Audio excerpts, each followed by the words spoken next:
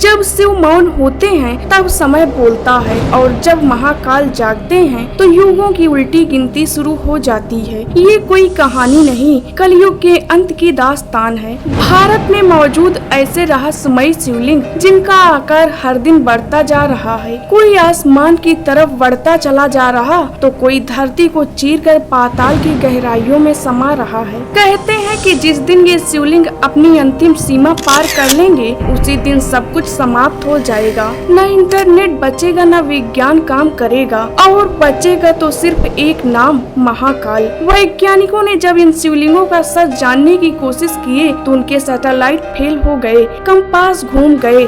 शिवलिंग की लीला देख वो लौटे नहीं बल्कि वहाँ से कांपते हुए भागे थे। आज की इस वीडियो में हम आपको बताएंगे उन अलौकिक शिवलिंगों के बारे में जो सिर्फ पत्थर नहीं, टाइम बम हैं, जो कलयुग के सीने पर टिक टिक कर रहे हैं। तो अगर आप भी एक सच्चे शिव भक्त हैं तो कमेंट में सच्चे दिल से हर हर महादेव अवश्य लिखें। दोस्तों, महादेव के ऐसे चमत्कारी शिवलिंग जिन्हें महाशिवरात्रि के दिन कोई छू भी नहीं सकता है। आखिर क्यों है ये शिवलिंग सबसे खास और क्या है इनके खास चमत्कार? हमारे सनातन धर्म में भगवान और मंदिरों से जुड़े हुए कई सारे रहस्यों के बारे में आप लोगों ने सुना होगा। आज के वैज्ञानिक युग में ये लोगों के लिए आकर्षण का केंद्र भी हैं। इसके पीछे की वजह और चमत्कारों को जानकर आपके भी होश उड़ जाएंगे, इसीलिए इस वीडियो को अंत तक जरूर देखिएगा। नंबर 1 पर आता है मतंगेश्वर महादेव मंदिर। ये मंदिर मध्य प्रदेश के खजुराहो में स्थित है। इस मंदिर की खासियत ये है कि इस मंदिर में स्थित शिवलिंग का आकार हर दिन ऊपर व नीचे की ओर बढ़ता जा रहा है और ऐसा माना जाता है कि जिस दिन इस मंदिर का शिवलिंग नीचे पाताल लोक को टच करेगा उस दिन कलयुग का अंत हो जाएगा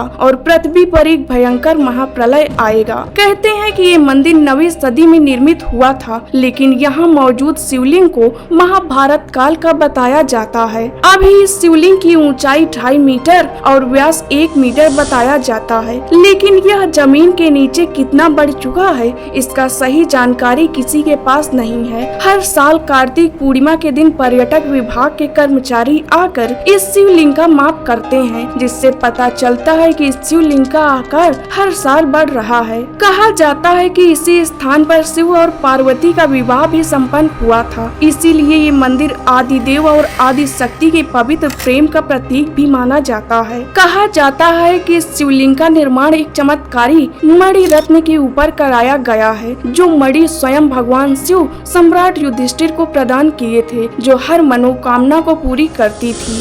लेकिन संन्यास धारण करते समय युधिष्ठिर ने इसे मतंग ऋषि को दान में दे दिए थे। मतंग ऋषि के पास से यह मणि राजा हर्षवर्धन के पास आई, जिन्होंने इस मणि को धरती के नीचे दबाकर उसके ऊपर इस शिवलिंग का निर्माण करवाए थे, जो आज भी इस शिवलिंग के नीचे मौजूद है। इसीलिए इसमें भगवान शिव के कई चमत्कार होते रहते हैं। नंबर 2 पर आता है हरिश्चंद्रेश्वर मंदिर। यह मंदिर महाराष्ट्र राज्य के अहमदनगर में स्थित है। इस मंदिर की खास बात ये है कि यहाँ पर एक शिवलिंग स्थापित है और इस शिवलिंग के ऊपर एक विशाल चट्टान स्थापित है। इस शिवलिंग के चारों ओर 4 स्तंभ स्थापित हैं, जो 4 युगों को दर्शाते हैं। माना जाता है कि जब भी किसी युग का अंत होता है तो इसमें से एक स्तंभ टूट जाता है। आपको यह जानकर हैरानी होगी कि यहाँ के 3 स्तंभ पहले ही टूट चुके हैं, जो सतयुग, त्रेता युग और द्वापर युग के अंत का संकेत देते हैं। अभी केवल एक स्तंभ जुड़ा हुआ है जो कलयुग को चिन्हित करता है, जो कि पूरी तरह से गल चुका है, जो कभी भी टूट सकता है। लेकिन जिस दिन ये स्तंभ टूट जाएगा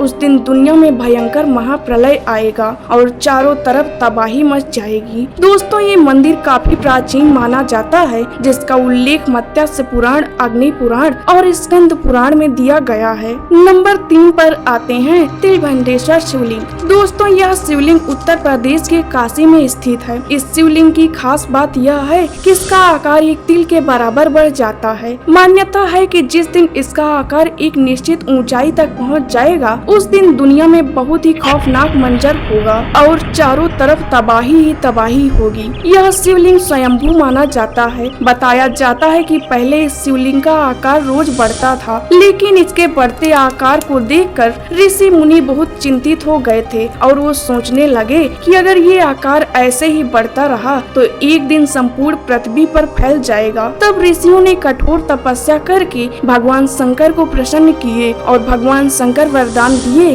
कि अब ये शिवलिंग रोज नहीं बढ़ेगा बल्कि साल में सिर्फ 1 तिल के बराबर ही बढ़ेगा। तभी से यह शिवलिंग हर साल बढ़ता है। इस शिवलिंग को नष्ट करने के लिए 3 बार मुगल शासकों ने आक्रमण किया था, लेकिन इसका बाल भी बांका नहीं कर पाए थे। दोस्तों, इस शिवलिंग के दर्शन मात्र से अश्वमेध यज्ञ का पुण्य मिलता है। अब हम बात करते हैं हिमाचल प्रदेश की खूबसूरत शहर में बसे एक ऐसे शिवलिंग की जिसके ऊपर हर 12 साल में एक बार बिजली गिरती है, जिसके बाद शिवलिंग पूरी तरह से ध्वस्त हो जाता है, लेकिन फिर वापस अपने आकार में कैसे आ जाता है, चलिए जानते हैं। दोस्तों, खूबसूरत पहाड़ी पर स्थित यह मंदिर पार्वती और व्यास नदी के संगम तट के करीब मौजूद है, जो भगवान शिव को समर्पित है। समुद्र तल से 2460 मीटर की ऊंचाई पर मौजूद बिजली महादेव मंदिर बेहद अनोखा और खास है, क्योंकि बताया जाता है कि मंदिर का निर्माण कुलंत नामक राक्षस को मारने के बाद हुआ था। कहते हैं कि दानव कुलंत व्यास नदी के प्रवाह को रोककर वहां की पहाड़ी को जलमग्न करना चाहता था। अपने उद्देश्य को पूरा करने के लिए उसने एक विशाल अजगर का रूप धारण किया था और वह जमीन पर मौजूद हर जीव को पानी के नीचे डुबोकर मारना चाहता था। ऐसे में जब शिव जी को ये बात पता चली तो उन्होंने उस राक्षस का वध कर दिए और स्वयं इंद्रदेव के पास गए और उनसे कहे कि हर 12 साल में इस पहाड़ी पर बिजली के झटके देना। लोक मान्यताओं के अनुसार महादेव नहीं चाहते थे कि उनके भक्तों को बिजली से कोई नुकसान हो, इसीलिए हर 12 साल में मंदिर पर गिरने वाली बिजली को सीधा महादेव शिवलिंग के ऊपर ही गिराते हैं और भगवान शिव स्वयं इस प्रहार को सहते हैं और इसीलिए इस मंदिर को बिजली महादेव मंदिर कहा जाता है। जब बिजली महादेव की शिवलिंग पर गिरती है तो शिवलिंग कई टुकड़ों में टूट जाता है, जिसके बाद मंदिर के पुजारी सारे टुकड़ों को इकट्ठा करके नमक, मक्खन और सत्तू की मदद से शिवलिंग को वापस जोड़ देते हैं, जिसके बाद शिवलिंग अपने पहले जैसे आकार में वापस आ जाता है और इसी वजह से शिवलिंग को पुजारी के अलावा किसी को छूने की अनुमति नहीं दी जाती है। ऐसे और इन्फॉर्मेटिव वीडियो देखने के लिए वीडियो को लाइक करके चैनल को सब्सक्राइब करें।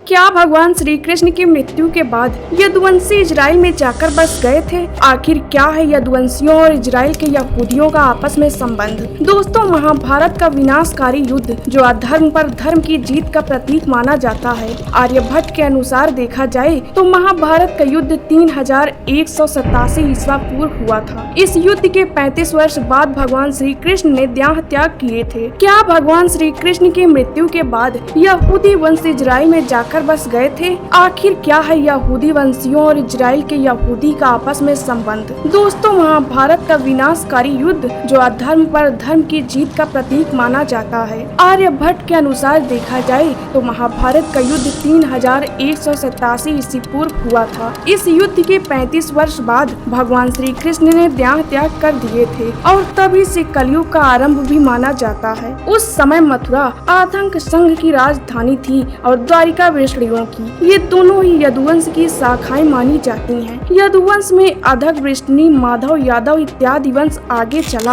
और श्री कृष्ण ने मथुरा से जाकर द्वारिका में अपना निवास स्थान बनाए। कहते हैं कि श्री कृष्ण द्वारिका का फिर से निर्माण करवाए थे, जो विष्णु वंश थे और विष्णु ही वैष्णव कहलाए, जो बाद में वैष्णव बन गए। दोस्तों, महाभारत युद्ध के बाद सभी द्वारिका में रह रहे थे। वहीं महाभारत के युद्ध में अपने 100 पुत्रों को खोने के बाद गंधारी ने भगवान श्री कृष्ण के समस्त कुल के विनाश होने का श्राप देती है। वहीं एक और श्राप था जो यदुवंशी का काल बना और वो था भगवान श्री कृष्ण के पुत्र शाम को मिला श्राप, जो उन्हें ऋषियों से प्राप्त हुआ था, क्योंकि उन्होंने ऋषियों के साथ मजाक करने की चेष्टा किए थे, जिसकी वजह से ऋषियों ने उसे श्राप दिया कि शाम के गर्भ से एक मूसल उत्पन्न होगा जो आगे चलकर समस्त यदुवंशी का नाश करेगा। और आगे चलकर ऐसा ही हुआ। शाम ने एक मूसल उत्पन्न किया। भगवान श्री कृष्ण और बलराम जी इस बारे में जानते थे, इसीलिए उन्होंने अपने सेनापति की सहायता से उस मूसल को नदी में फेंकवा दिए थे, लेकिन एक मछली उसे निगल लिया था जिसके बाद एक मछुआरे को मछली मिलती है और मछुआरा उस मूसल को निकालकर बंजर जमीन में फेंक देता है, जहां अनगिनत घास उत्पन्न हो जाती है। दोस्तों, भगवान श्री कृष्ण को पता चल गया था कि आने वाले समय में यदुवंश का नाश होने वाला है और ऐसा ही हुआ। श्राप के चलते आपसी झगड़े को ही मूसल युद्ध कहा जाता है। कहते हैं कि श्राप का 36 वर्ष चल रहा था। भगवान श्री कृष्ण सभी यदुवंशियों को तीर्थ स्थान पर जाने की आज्ञा देते हैं। वो सभी लोग प्रसन्न होकर उत्सव के लिए इकट्ठा हुए थे, लेकिन किसी बातचीत के दौरान उनका आपस में झगड़ा होने लगा। झगड़ा इतना बढ़ गया कि वो लोग उग्र स्वभाव के हो गए। उनके पास कोई भी हथियार नहीं थे, वो सब मदिरा के नशे में चूर थे। ऐसे में उन्होंने अपने आसपास की घास को उखाड़ना शुरू कर दिए थे, जिससे अचानक वो घास मूसल का रूप धारण करने लगी और एक तेज धारदार हथियार में बदल गई। भगवान श्री कृष्ण के आंखों के सामने देखते ही देखते शाम 4 उद्देश्य प्रयुम्न और अनिरुद्ध मृत्यु को प्राप्त हुए। जब बलराम जी को इस बारे में पता चला तो बलराम जी भी दूर कहीं समाधि लेने चले गए। ऐसे में भगवान श्री कृष्ण अकेले हो जाते हैं। इसके तुरंत बाद भगवान श्री कृष्ण अर्जुन को संदेश भिजवाते हैं कि वो समस्त द्वारिका के नागरिकों और यदुवंशियों को लेकर हस्तिनापुर चले जाएं। इसके बाद भगवान श्री कृष्ण भी अपना देह त्याग कर देते हैं, जिसके तुरंत बाद समस्त द्वारिका नगरी नदी में डूब जाती है। कहते हैं कि भगवान श्री कृष्ण के वंश में वृष नामक उनका पोता ही बचा था, जिन्हें अर्जुन महिलाओं और यदुवंशियों के साथ ब्रज को लेकर हस्तिनापुर की तरफ चले, जहां उन्हें रास्ते में कई जंगलों को पार करना था। वो चलते हुए पंचनंद देश में पड़ाव डालते हैं, लेकिन वहां रहने वाले लुटेरों को यह बात पता चल जाती है कि अर्जुन अकेले ही इतने बड़े जन समुदाय को लेकर हस्तिनापुर जा रहे हैं। वो धन के लालच में वहां धावा बोल देते हैं। अर्जुन चेख कर लुटेरों को चेतावनी देते हैं, लेकिन लुटेरे वहां भयानक लूटपाट और कत्लेआम मचा देते हैं। वो सिर्फ वहां मौजूद सोने को ही नहीं लूटते, बल्कि सुंदर महिलाओं को भी लूट ले जाते हैं। जैसे तैसे अर्जुन यदुवंश की बची हुई स्त्रियों और बच्चों को लेकर कुरुक्षेत्र पहुंच जाते हैं। वहां जाकर अर्जुन भगवान श्री कृष्ण के पोते ब्रज को इंद्रप्रस्थ का राजा बना देते हैं और बूढ़े बालकों और स्त्रियों को अर्जुन इंद्रप्रस्थ में रहने के लिए कहते हैं। उसी दौरान भगवान श्री कृष्ण की पत्नी रुक्मणी, हेमावती और जमवंती के साथ कई सारी रानियां अग्नि में अपना दहन कर लेती हैं। और यहीं उठता है सबसे अहम सवाल कि मूसल युद्ध के बाद बहुत सारे यदुवंशी बचे थे, तो आखिर आज वो सब कहां चले गए। दोस्तों, बताया जाता है कि मूसल युद्ध के बाद द्वारिका में रह रहे जो अन्य यदुवंशी लोग थे वो अर्जुन के साथ नहीं गए थे, बल्कि उन्होंने पश्चिमी देशों की ओर पलायन किए थे। कई यदुवंशी द्वारिका छोड़कर समुद्र के रास्ते पश्चिम देशों की ओर भाग गए थे। भागकर वो शाम, जिसे आज सीरिया कहा जाता है, इसके साथ ही अरब, मिस्र, फिलिस्तीन और इजराइल पहुंच गए थे। ये घटना लगभग 3020 ईसा पूर्व की मानी जाती है। तभी से वहीं पर कुछ यदुवंशी रह रहे हैं और उन्हीं यदुवंशियों ने इजराइल में एक नया साम्राज्य की स्थापना किए थे। बहुत से जनश्रुति और किंवदंतियों के अनुसार इजराइल में बसे यहूदियों ने एक नए धर्म की स्थापना किए थे, जिसे आगे चलकर यहूदी धर्म कहा गया, जिसमें आगे चलकर अब्राहम हुए। शोधकर्ताओं ने इसके बाद के यहूदी प्रोफेट मूसा और भगवान श्री के समानता पर शोध करके यह सिद्ध करने का प्रयास किए कि यहूदी और हिंदू धर्म में कितनी सारी समानताएं हैं। कहते हैं कि यादवों के कारण ही यहूदी धर्म को यहूदी कहा जाता है। बताया जाता है कि भगवान श्री कृष्ण और मूसा, जो यहूदी धर्म के बहुत बड़े संस्थापक थे, इसके साथ ही उनके भाई बलराम और हारून में बहुत हद तक समानताएं पाई जाती हैं और दोनों ही कहानियों को पश्चिमी देशों में एक नया रूप दे दिया गया। वैसे देखा जाए तो यहूदी धर्म लगभग 4000 वर्ष पुराना है, लेकिन हमारा सनातन धर्म अनंत है और इससे ये साबित होता है कि कहीं न कहीं इजराइल में आज जितने भी यहूदी रह रहे हैं वो सब श्री कृष्ण के ही वंशज हैं। इसके साथ ही उन्हें यहूदी इसलिए भी कहा जाता है क्योंकि वो पहले यादव थे। वहीं अगर आज इजराइल को देखा जाए तो वो हिंदू धर्म से बहुत ज्यादा प्रेम करते हैं, इसीलिए वो बहुत सारे यहूदी मानते हैं कि उनका धर्म कहीं न कहीं हिंदू धर्म की जड़ों से जुड़ा हुआ है और उनके पूर्वज हिंदू धर्म से ही थे। तभी तो इजराइल और भारत आपस में गहरा संबंध रखते हैं। सिर्फ इजराइल ही नहीं बल्कि इजिप्ट, अरब और सीरिया के साथ ही बलूचिस्तान देशों में जितने भी लोग रह रहे हैं वो अधिकतर लोग भगवान श्री कृष्ण के वंश से ही संबंध रखते हैं। ऐसे और इन्फॉर्मेटिव वीडियो देखने के लिए वीडियो को लाइक करके चैनल को सब्सक्राइब करें। अगर हम समुद्री जहाजों की बात करें तो ये कई तरह के होते हैं जिनका इस्तेमाल ट्रेड, ट्रेवल या फिर पर्यटन और मनोरंजन के लिए किया जाता है। ये अलग अलग प्रकार के होते हैं जो इंसानों के जीवन के लिए बेहद उपयोगी होते हैं, चाहे अर्थव्यवस्था को चलाने वाली एनर्जी सप्लाई हो या ह्यूमन बॉडी का फ्यूल यानी भोजन। ज्यादातर आयात और निर्यात भी इन्हीं जहाजों से होता है, मगर अर्थव्यवस्था की रीढ़ कहे जाने वाले ये समुद्री जहाज कभी कभी दुर्घटना का शिकार भी हो जाते हैं। दोस्तों, आज के इस वीडियो में हम आपको इन्हीं जहाजों के ऐसे खतरनाक हादसों के बारे में बताएंगे जिनके बारे में सुनकर आपके रोंगटे खड़े हो जाएंगे। समुद्र बिल्कुल शांत था, मानो गहरी नींद में सो रहा हो, लेकिन अंदर ही अंदर मानो आग लगी हुई थी। समुद्र की गहराइयों में कुछ ऐसा हो रहा था जो सतह पर दिखाई नहीं दे रहा था। ज्वालामुखी की गतिविधि और गहरे समुद्र में हलचल इस बात का संकेत दे रही थी कि कुछ बड़ा होने वाला है। समुद्र के नीचे की दुनिया में एक तूफान पनप रहा था जो जल्द ही सतह पर आने वाला था। एक बहुत बड़ा जहाज हजारों लोगों के सपने को लेकर अपनी मंजिल की तरफ बढ़ रहा था।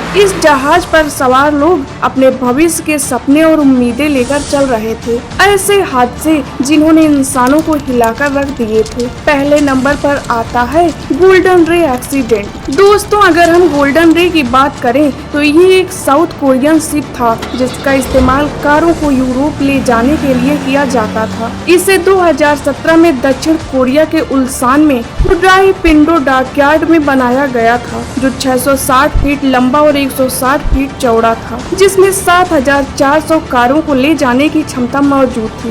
वैसे तो ये कई सालों से चल रहा था, लेकिन 2019 का साल इसके लिए अंतिम बन गया, जब इसने 3 बंदरगाहों से कारों को लोड किया और अपना सफर शुरू किया। ये अपने लक्ष्य की ओर बढ़ ही रहा था, लेकिन अमेरिकी राज्य जॉर्जिया के पास जाकर न जाने इसमें क्या हुआ कि शिप का सिस्टम अचानक खराब हो गया, जिसकी वजह से धीरे धीरे शिप एक ही साइड में झुकने लगा और तिरछा हो गया, जिससे जहाज में पानी भरने लगा। पानी इतनी तेजी से अंदर आ रहा था कि इसमें मौजूद पंपों को चलाने के बावजूद भी पानी को बाहर नहीं निकाला जा सका और जहाज एक तरफ पलट जाता है, जिसकी वजह से उसमें मौजूद कारें और चालक दल के सदस्य अंदर ही फंस गए थे, जिन्हें बचाने के लिए शिप के अगले हिस्से को काटा गया, लेकिन तब तक बहुत देर हो चुकी थी। इसके साथ ही शिप के अंदर मौजूद कारें भी एक दूसरे से टकराकर पूरी तरह डैमेज हो गई थी और ऑयल लीक की वजह से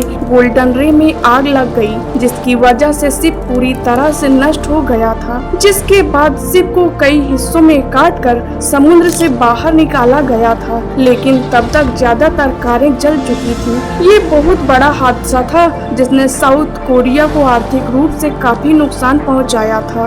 दूसरी घटना है अमेरिका के SS central American ship recce की, जिसे शिप ऑफ गोल्ड के नाम से भी जाना जाता है, जो 280 फीट लंबा साइड व्हील स्टीमर था, जो 1850 के दशक में मध्य अमेरिका और संयुक्त राज्य अमेरिका के पूर्वी तटों के बीच चलाया जाता था। ये बहुत ही इम्पोर्टेंट शिप था जिसमें लोग अपना सोना और पैसा इधर से उधर पहुंचाते थे। 3 सितंबर 1857 को 477 यात्री और 101 चालक दल को लेकर ये जहाज स्पेन वाल शहर से रवाना होता है, जो अब पनामा का बंदरगाह कोलोन है। विलियम लुइस हेड्रॉन की कमांड में न्यूयॉर्क शहर के लिए रवाना हुए इस जहाज में कैलिफोर्निया गोल्ड रश के दौरान खोजा गया 10 टन सोना लदा हुआ था। 9 सितंबर 1857 को जहाज कैरोलिनिस के तट से दूर जा रहा था, तभी अचानक समुद्र में भयंकर तूफान उठता है, जिसका शिकार ये जहाज बन गया था, क्योंकि 11 सितंबर तक 105 मील प्रति घंटे की स्पीड से हवाएं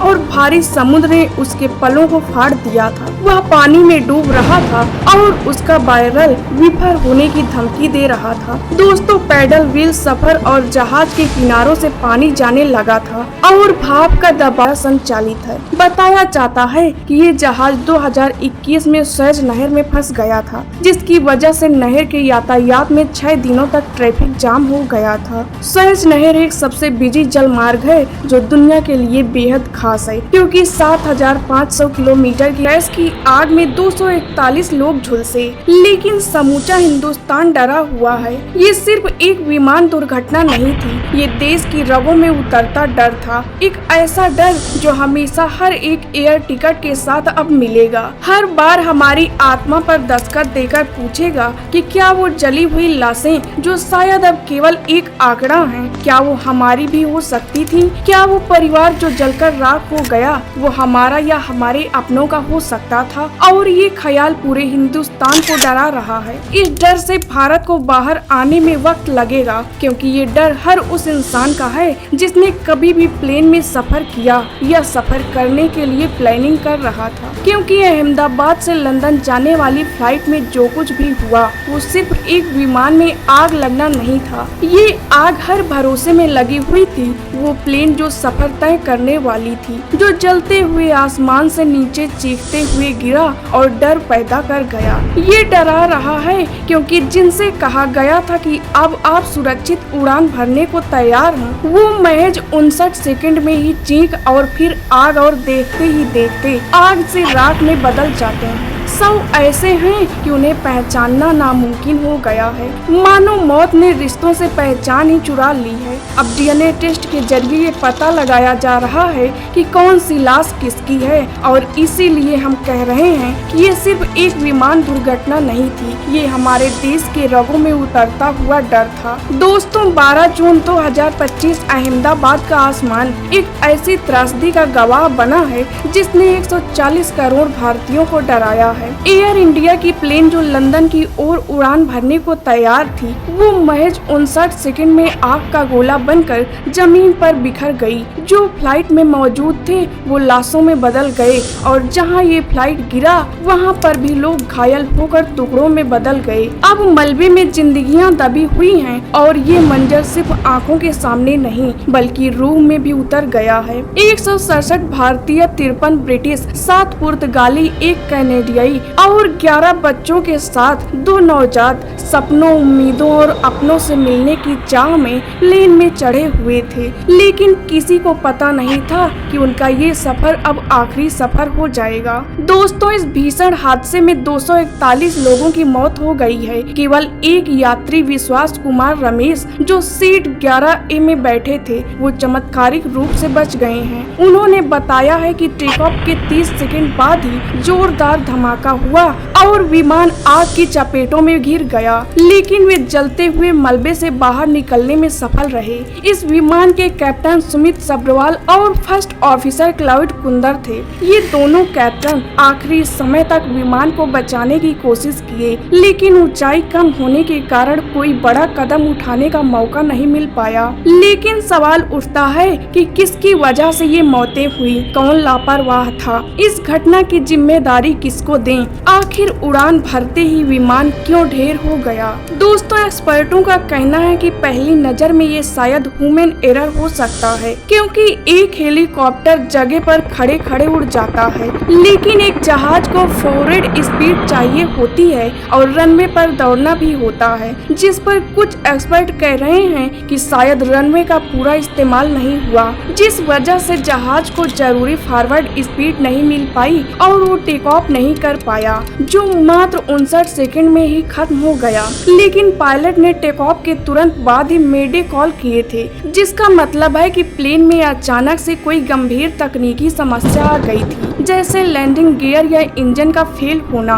लेकिन AI-171 बोइंग जहाज पहले क्रैश नहीं हुआ। इसको उड़ाने वाले पायलट अनुभवी थे, और ऐसे में कईयों का ये मानना है कि शायद एक साथ दोनों इंजन खराब हो गए होंगे। लेकिन किसी भी विमान हादसे में यह जानना जरूरी होता है कि क्या कोई टेक्निकल प्रॉब्लम थी या पायलट की कोई मानवीय गलती है। दोस्तों, ब्लैक बॉक्स डेटा की मदद से एक्सपर्ट पता लगाते हैं कि हादसे के समय प्लेन की तकनीकी स्थिति क्या थी और कॉकपिट में पायलट्स ने क्या फैसले किए। इन दोनों तथ्यों पर जांच की जा रही है, लेकिन शुरुआती जांच और एक्सपर्ट ने बताया है कि टेक ऑफ के तुरंत बाद विमान की ऊंचाई बहुत कम थी और संभवतः संभवतः दोनों इंजन फेल हो गए थे या इंजन स्टॉल की स्थिति बन गई थी और इतनी कम ऊंचाई में पायलट के पास रिएक्शन करने का समय नहीं था, जिसकी वजह से इस हादसे को टाला नहीं जा सका। दोस्तों, यह हादसा भारतीय एविएशन इतिहास की सबसे बड़ी त्रासदियों में से एक है, जिसमें 242 लोगों में से मात्र एक व्यक्ति की जान बच पाई है और बाकी सभी की मौत हो गई है। जांच जारी है और विस्तार रिपोर्ट आने का इंतजार है,